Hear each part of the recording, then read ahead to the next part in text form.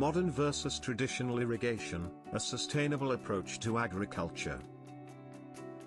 Traditional irrigation methods often waste water and lead to less efficient crop growth.